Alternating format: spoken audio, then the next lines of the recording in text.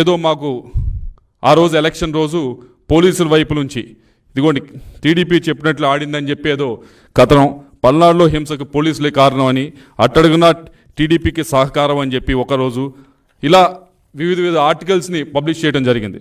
అయ్యా మేము ఎలక్షన్స్కి 15-20 రోజుల ముందే దానికి సంబంధించిన ఆఫీసర్స్ అందరికీ కూడా ఎస్పీ గారు, ఐజీ గారు అందరినీ కూడా కలిసి మా వైపు నుంచి ఒక లెటర్ ఇవ్వడం జరిగింది. ఇదిగోండి మేము ఐడెంటిఫై చేసిన ఈ 140 నుంచి 150 సెన్సిటివ్ బూత్స్, ఇది ఓపెన్ లెటర్, ఇదేమి దాచేది కాదు, మీరు చెక్ చేసుకోవచ్చు. ఇది నేను పబ్లిక్గా మీడియాకు కూడా ఇస్తున్నాను, యూ క్రాస్ చెక్ ఇట్. 140 నుంచి 150 బూత్స్ ఉన్నాయి, మొత్తం సెన్సిటివ్ బూత్స్ మా పార్లమెంట్లో. దీనికి సంబంధించి మీరు కొద్దిగా బందోబస్తు అనేది జాగ్రత్తగా చేయాలి అని చెప్పడం జరిగింది. చెప్పినప్పుడు ఇంకో విషయం కూడా చెప్పాం, మేము ఇవ్వటమే కాదు అటువైపు పార్టీ వాళ్ళు కూడా ఇస్తారు, ఒక 140, 150 ఈ 300 బూత్స్ని మీరు సరిగ్గా మేనేజ్ చేస్తే చాలు, ఇక్కడ ఎటువంటి ఇబ్బందికరమైన సంఘటనలు జరగవు, ఎటువంటి వైలెన్స్ జరగదని చెప్పి మేము ఇవ్వటం జరిగింది.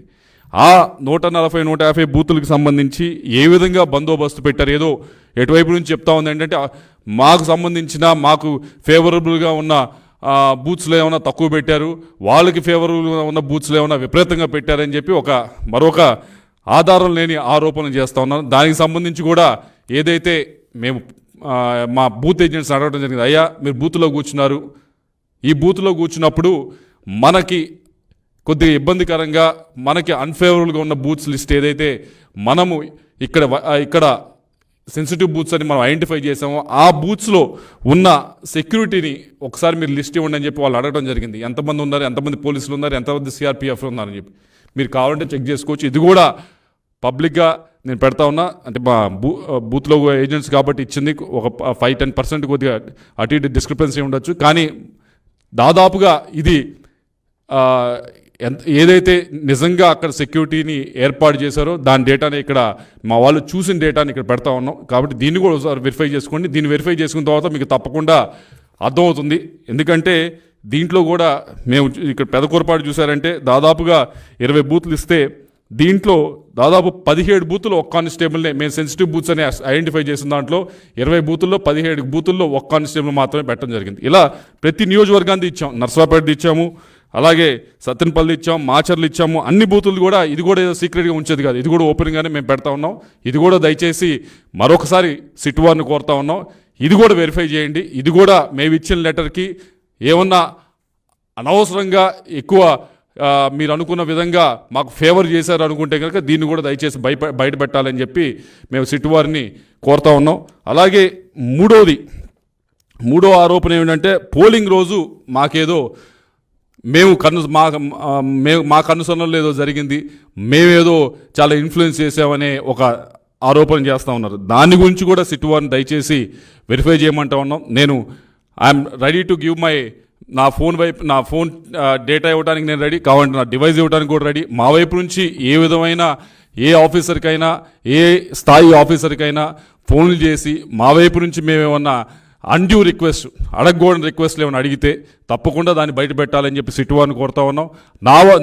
నా వరకే కాదు, నా చుట్టుపక్కల ఆ రోజు ట్రావెల్ చేసిన వారి అందరికీ కూడా మీరు దయచేసి కాల్ డేటా రికార్డ్ చేయండి, తీసుకొని వాటిని వెరిఫై చేసి ఇవన్నీ కూడా బయట పెట్టాలని చెప్పి కోరుతా ఉన్నా. ఎందుకు ఇంత ముందుకు వచ్చి ఈ 3 కూడా అడుగుతా ఉన్నామంటే దీన్ని ఏదో అనవసరంగా ఎలక్షన్ సమయంలో అనవసరంగా మన చేతిలో లేని విధంగా జరిగిన దానికి ఇదేదో పూర్తిగా మేమే చేసాము, ఎంపీగా ఉండి నేనే చేశానని చెప్పి నా పైన ఆరోపణలు చేయటం కానీ, దానికి ఒక కులం రంగు పూయటం కానీ, ఈ విధంగా గడిచిన 4-5 రోజుల నుంచి కూడా ప్రతిపక్షం అధికార పక్షం ఏదైతే ఉందో వైఎస్ఆర్ కాంగ్రెస్ పార్టీ అది చేస్తూ ఉంది. ఇది ముమ్మాటికి తప్పి. నేను గడిచిన 5 సంవత్సరాల నుంచి కూడా నర్సరావుపేట ప్రజలు, పల్నాడు ప్రజలు నన్ను చూశారు, ఏ విధంగా బిహేవ్ చేశాను, ఏ విధంగా ముందుకు వెళ్ళానని చూశాను.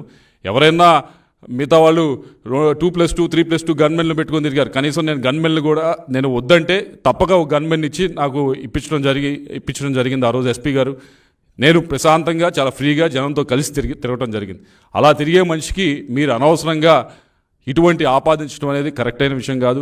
ఏదో ఒక కులానికో లేకపోతే ఒక మతానికో ఒక వర్గానికో నన్ను పరిమితం చేయడానికి ఆ విధంగా ప్రజల్లోకి తీసుకువెళ్ళడానికి, పల్నాడు ప్రజల్లోకి తీసుకువెళ్ళడానికి ప్రయత్నిస్తూ ఉన్నది. ఇది ముమ్మాటికి అవాస్తవం. దీన్ని పూర్తిగా సిట్ వైపు నుంచి మీరు ఏదైతే విచారణ చేస్తూ ఉన్నారో దయచేసి దీని లోతులోకి వెళ్ళి ఏ విధంగా అయినా నా వైపు నుంచి ఈ ఆఫీసర్ని, ఏ ఆఫీసర్నైనా పైనుంచి కింద దాకా ప్రతి ఆఫీసర్ని మీరు క్షుణ్ణంగా మా వైపు నుంచి కాల్ డేటా ఇస్తాం, తప్పకుండా పరిశీలించండి. మేము కలిసిన వివరాలు అడిగితే తప్పకుండా ఇస్తాం, పరిశీలించండి. ఏ విధంగా అయినా ఇన్ఫ్లుయెన్స్ చేసామనంటే తప్పకుండా అది పబ్లిక్ డొమైన్లో పెట్టండి. ఒకవేళ నా వైపు నుంచి ఎవరైనా ఇన్వెస్టిగేట్ చేసి ఏ విధమైన అల్లర్లు సృష్టించడానికైనా పల్నాడులో ప్రయత్నించుంటే తప్పకుండా నేను ఏమి దానిలో మొహమాటు పడట్లేదు, తప్పకుండా నా పేరు కూడా మీరు ఛార్జ్ షీట్లో చేర్చుకోవచ్చు. ఇదిగో నువ్వు ఈ విధమైన ఈ గ్రామంలో ఈ విధంగా నీ వల్ల జరిగింది అంటే తప్పకుండా పెట్టండి. ఆన్ ద కాంట్రరీ, ఆపోజిట్గా మీ అందరూ చూశారు, దొండపాడు అనే గ్రామంలో ఇన్స్టెడ్ ఆఫ్ అవతల వైపు కాకుండా నాపైనే ఆ రోజు అటాక్ జరగడం జరిగింది. నా వెహికల్స్ పైన ఆ రోజు అటాక్ జరగడం జరిగింది. నా కాన్వాయ్ వెహికల్స్ ఏదైతే 3 వెహికల్స్ ఉన్నాయో అన్నీ కూడా పాల్గొనడం జరిగింది. ఆ రోజు అక్కడ ఉన్న పోలీస్ ఆఫీసర్లు కూడా వారేమి చేస్తూ ఉడిగినట్టు చూస్తూ ఉన్నారు. ఇన్స్టెడ్ నా వైపు నుంచి పోకుండా వాళ్ళు న్యూట్రల్గా పక్కనే నుంచో ఉన్నారు. కాబట్టి మీరందరూ కూడా దయచేసి ఇటువంటి దుష్ప్రచారాన్ని మానుకోవాలి అని చెప్పి కోరుతూ మరొకసారి సిట్టు వారిని దీన్ని క్షుణ్ణంగా పరిశీలించండి, లోతులోకి వెళ్ళి పరిశీలించండి. నేను ఏదైతే చెప్తా ఉన్నానో, ఒకటి ఏదో ఆ రోజున్న ఎస్పీ గారికి మా ఫ్యామిలీకి ఉన్న ఏదో సంబంధాలు ఉన్నాయని ఏదో అపోహలు కలిగించు కథలు రాస్తూ ఈ 5 రోజుల నుంచి కూడా మీరు సృష్టిస్తున్న కథలకి దయచేసి ఏదో తప్పకుండా వాటి లోతులోకి వెళ్ళి పరిశీలించి ఈ కథకి తెరదించాలని చెప్పి కోరుతా ఉన్నా. రెండోది, మేమేదో కొన్ని బూతుల్లో మాకు అడ్వర్స్గా ఉండే బూతుల్లో మాకు అన్డ్యూ అడ్వాంటేజ్ వచ్చిందని మీరు ఏదో ఫీల్ అవుతా ఉన్నారు కదా, మేము ఇచ్చిన 150 బూతులకి లిస్టు కూడా ఇవ్వడం జరిగింది. వాటిని సిట్ వారు దర్యాప్తు చేసి మాకేమైనా అన్డ్యూ అడ్వాంటేజ్, మేము చెప్పిన సెన్సిటివ్ బూత్స్లో ఎక్కువ సెక్యూరిటీ పెట్టి మాకేమైనా అడ్వాంటేజ్ ఇచ్చారో లేదో ఒకసారి అది కూడా పబ్లిక్ డొమైన్లో పెట్టాలని కోరుతా ఉన్నా.